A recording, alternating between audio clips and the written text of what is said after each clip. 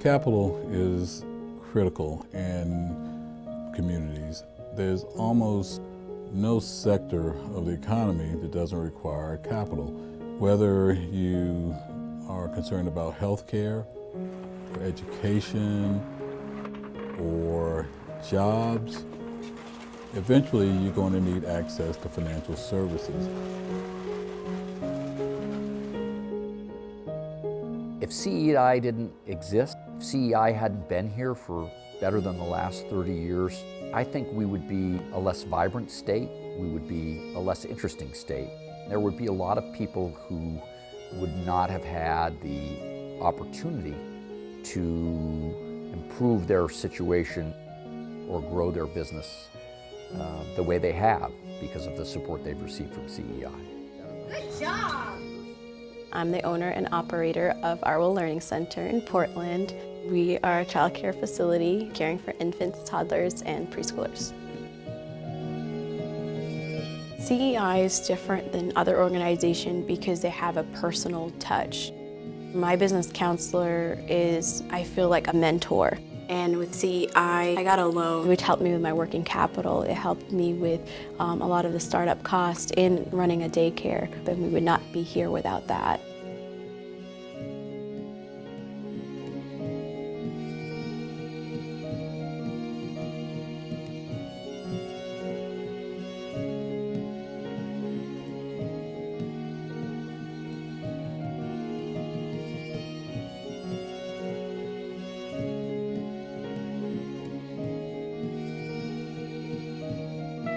CDCs actually arose out of the civil rights era in this country.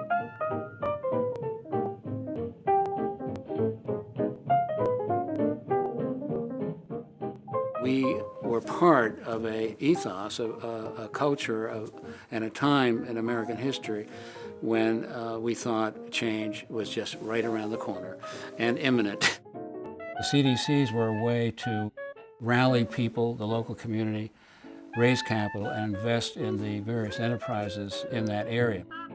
The first CDCs were in African American communities like Bedford-Stuyvesant in Brooklyn, New York. There were Native American CDCs, there were CDCs in Appalachia. People recognized that there was a need for access to capital, for tools to help them improve their lives.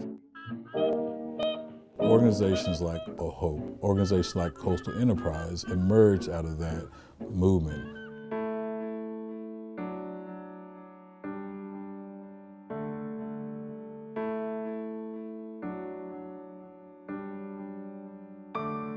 The Boothbay Region Fishing Cold Storage, in my mind, was an important beginning for CEI.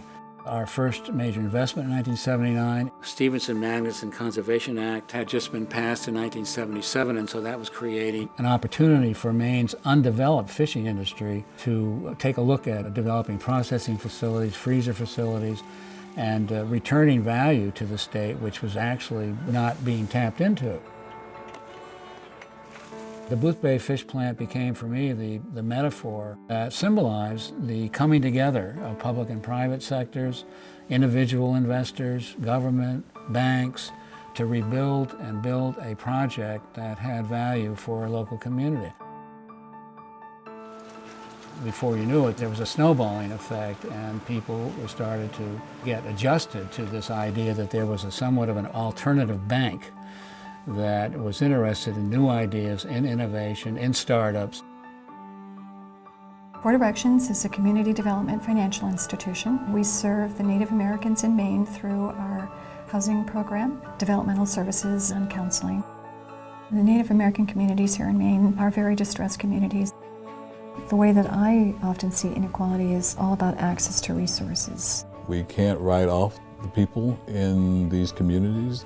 We've got to make the smart investments that it takes to equip them to succeed. The economy in the Katahdin region, Millinocket, East Millinocket Midway, is very challenged. The loss of the papermaking industry, which for 100 years completely drove that economy, has been one that's been hard to adjust to. If you believe a rising tide lifts all ships, the tide was not rising in the Katahdin region. It was going out, and it was going out fast. A more normal phenomenon was a business disappearing, not one wanting to invest and grow. We were trying to invest and grow on a pretty aggressive schedule. I would describe CEI more as a partner than just a funder or a lender to my business. I think it's safe to say that without the support that Rhinell had over the years, Rhinell wouldn't have been here and thus Mölnlycke would not have been here. Mölnlycke is a global company with headquarters in Gothenburg, Sweden, and we have manufacturing plants all over the world. And I'm particularly proud to say that all of the U.S. manufacturing facilities are located in Maine. Having the support of CEI and the New Market Tax Credit was critical to our building, and it turned out to be a $50 million facility here in Brunswick. In fact, we're the most automated and advanced factory in the world for producing wound dressings. There's a real multiplier effect that CEI gives us here locally. So when we look at expanding capacity, this is going to be the logical place, and CEI has been very important for that. We think about this idea of a growing edge, and that growing edge is where it's risky, it's uncomfortable, but it's a place we can really operate when we put our mind to it to help drive the sector and move it forward. You know, we hear what our clients need, we try to meet them where they are, and react and innovate in ways that really move them forward. And by doing that, we're constantly pushing that edge further out. Part of me thinks that CEI is actually the same now as it was in the beginning. In a lot of ways, the work we're doing, investing capital, providing information, and engaging in policy are the constants of our work. Those strategies actually haven't changed.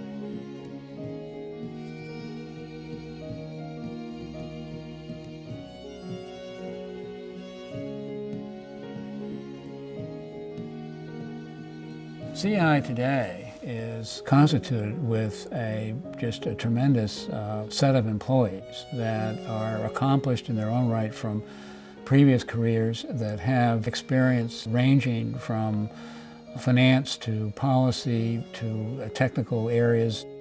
For the future, we hope to continue down the path of not only practice doing these projects and making investments, bringing private capital to bear on the change we want to see, but also where there's some scalable impact. That's why the practitioner part of us is important. That's why capital is important, because in the end, although it's insufficient, it makes the difference on whether the fish plant is going to get built or not.